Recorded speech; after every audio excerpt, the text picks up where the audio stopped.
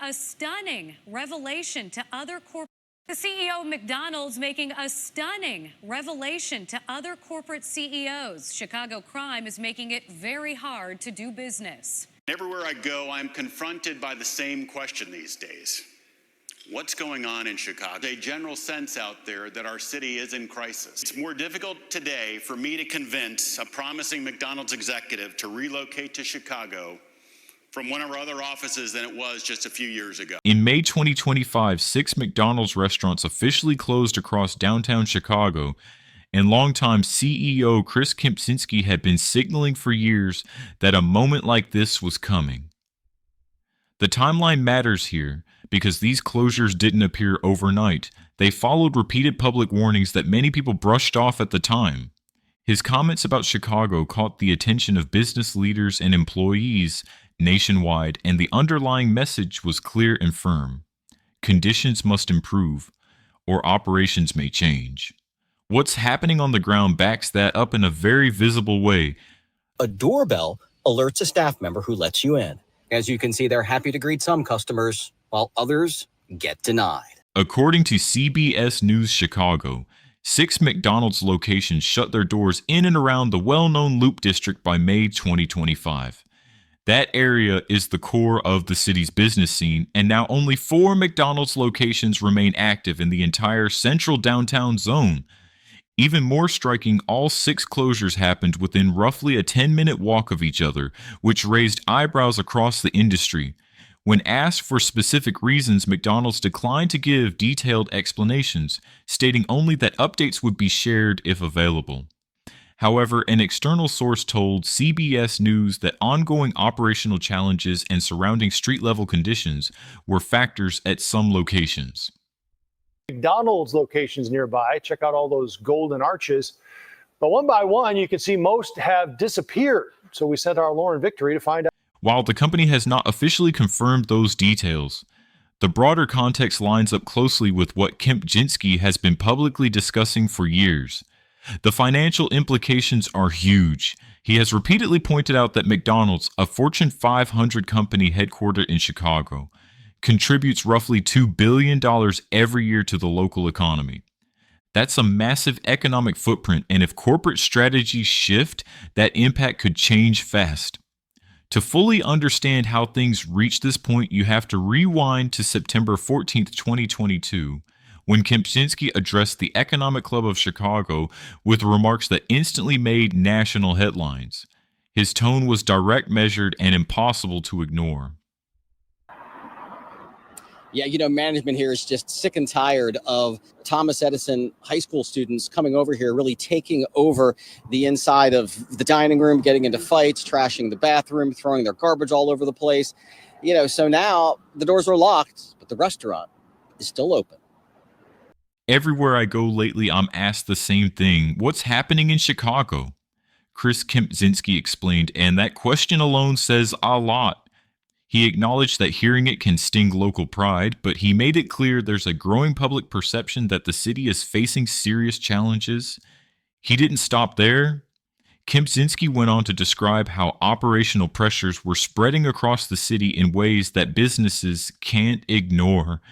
He spoke about ongoing safety concerns, workplace disruptions, and repeated incidents that made daily operations more difficult inside some restaurant locations. He also referenced broader social issues spilling into commercial spaces, creating environments that were increasingly hard to manage. Take a moment to process that. The CEO of the world's largest fast food company stood before Chicago's business leadership and openly stated that his restaurants were being affected by the same citywide pressures everyone else was talking about. Kempczynski also highlighted another growing concern. It only happens with the kids. The normal community comes here, everybody interacts, are great. The McDonald's on Franconia Road in Fairfax County kicked off new safety measures, angering teenagers and thrilling adults. I think it's a great thing. This is the first time in probably 5 years I sat down for 15 minutes in this McDonald's and enjoyed a hamburger. To get into this McDonald's, customers greeted at all entrances, which are locked, with a sign saying they have to be over 21 to dine. Talent recruitment. He explained that persuading experienced McDonald's executives to relocate to Chicago had become noticeably harder compared to just a few years earlier. That shift alone raised alarms among business leaders in the room. Then came the statement that truly caught attention. He reminded the audience that McDonald's headquarters contributes roughly $2 billion annually to Chicago's economy. He posed a straightforward question. What would happen if that presence changed? That amount wouldn't slowly fade, it would disappear immediately. He followed up with an even sharper clarification. McDonald's connection to Chicago, he said, is rooted in long-term business strategy, not sentiment alone. It's not open-ended and it's not unconditional. Kempczynski explained, stressing that a publicly traded company must answer to its shareholders. He made it clear that long-term decisions depend on real-world conditions and that commitment alone isn't enough. That statement alone signaled something serious. McDonald's continued presence in Chicago was not being treated as automatic. To understand why he feels so strongly, you have to look at what has unfolded at certain McDonald's locations in the city over recent years. In May 2022, one restaurant on Chicago Avenue and State Street became the focus of intense public attention following a major emergency situation that led to its closure. Officials later classified the site as unsafe for ongoing operations, prompting swift action. What truly stands out is what happened before that moment. In the month leading up to the closure, emergency services received dozens of calls connected to that single location. Many of those calls involved disorderly activity and serious disruptions that placed strain on staff and responders alike. And this wasn't an isolated case. A report from the National Employment Law Project revealed that emergency services were being contacted frequently from McDonald's locations across Chicago. Some stores generated hundreds of calls over multiple years, highlighting ongoing operational stress and safety management challenges. These issues eventually led to formal complaints. In November 2019, a legal filing involving employees from multiple Chicago area McDonald's locations described repeated workplace disruptions and inadequate safeguards. The claims outlined situations where staff reported feeling unprepared to handle unpredictable conditions inside their restaurants. All of this added pressure to leadership decisions. For executives evaluating long-term stability, these documented patterns couldn't be ignored, and they played a major role in reshaping how the company viewed its future footprint in the city. What makes this situation especially complex is that McDonald's isn't just another corporation operating in Chicago. This Fortune 500 company has roots in Illinois that stretch back further than almost any other major brand in the country. The McDonald's story in Illinois goes back nearly 70 years, beginning in 1955 when Ray Kroc, the figure who helped shape the brand into a global powerhouse, launched its historic rise. Kroc was born in Oak Park, Illinois in 1902, and on April 15, 1955, the first McDonald's franchise opened its doors in Des Plaines, Illinois. That location became the starting point for what would grow into an international business phenomenon. Illinois also became home to the company's legendary training center, widely known as Hamburger University, a symbol of McDonald's long-standing investment in the region. Fast forward to June 2018, and McDonald's made headlines again by returning its headquarters to the city of Chicago. The company invested $250 million into a new West Loop headquarters, relocating roughly 2,000 employees from its suburban Oak Brook campus. That move reinforced just how connected the company remained to the city. Today, McDonald's operates roughly 400 locations across the greater Chicago area, with about 220 restaurants in Cook County alone, supporting more than 14,000 jobs. So when Kempczynski speaks about commitment, it's not theoretical, it's deeply tied to decades of shared history. At the same time, McDonald's hasn't been alone in reassessing long-term strategies in Chicago. In recent years, several other Fortune 500 companies also announced major location changes, highlighting broader shifts in how large corporations evaluate where they operate. Several major corporations have already made significant location changes, and those decisions added to growing conversations around Chicago's business climate. Boeing announced a headquarters move to Arlington, Virginia. Caterpillar relocated its headquarters to Irving, Texas. Citadel, the global financial firm led by Ken Griffin, also revealed plans to shift its base to Miami. Griffin explained that over time, many members of his Chicago-based teams had requested transfers to other offices, including Miami, New York, and international locations. Those moves were framed as responses to long-term operational preferences and workplace flexibility rather than sudden decisions. Each company cited different strategic factors, including regulatory environment, cost structures, and regional business conditions.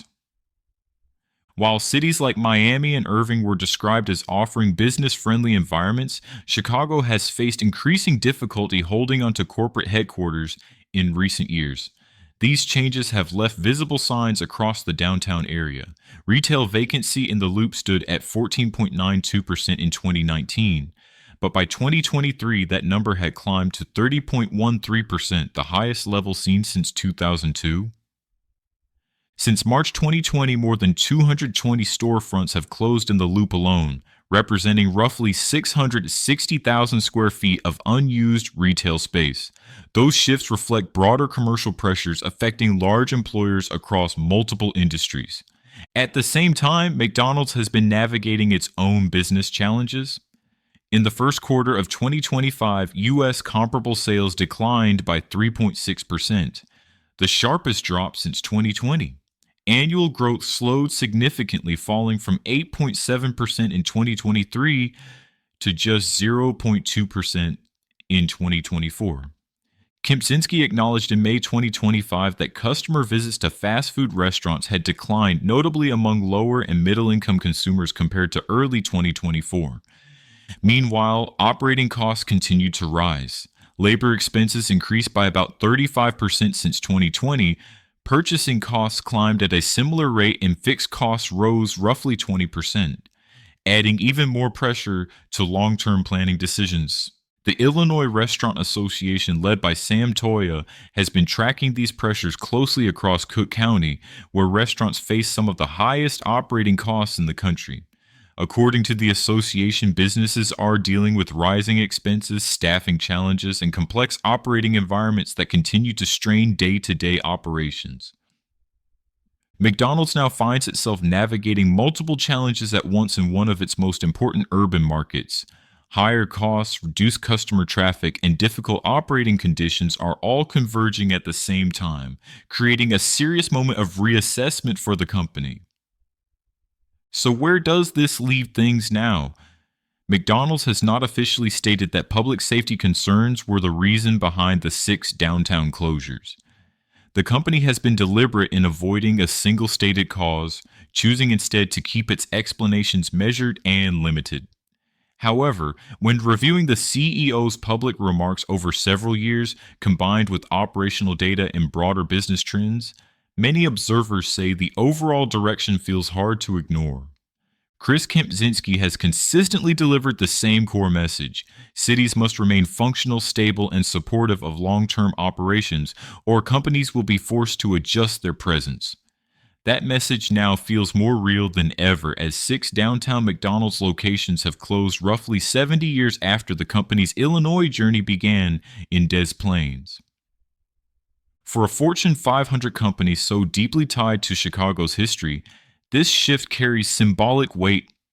Whether this moment becomes a warning, a turning point, or simply part of a broader business realignment remains uncertain. What is clear, though, is this. When McDonald's leadership says its commitment is not unconditional, those words are meant to be taken seriously. The future relationship between McDonald's, Chicago, and the city's economic outlook now depends on how these challenges are addressed moving forward. If you found this video informative, consider subscribing to the channel. We regularly explore how economic trends, business decisions, and market forces continue to shape cities and companies across the United States.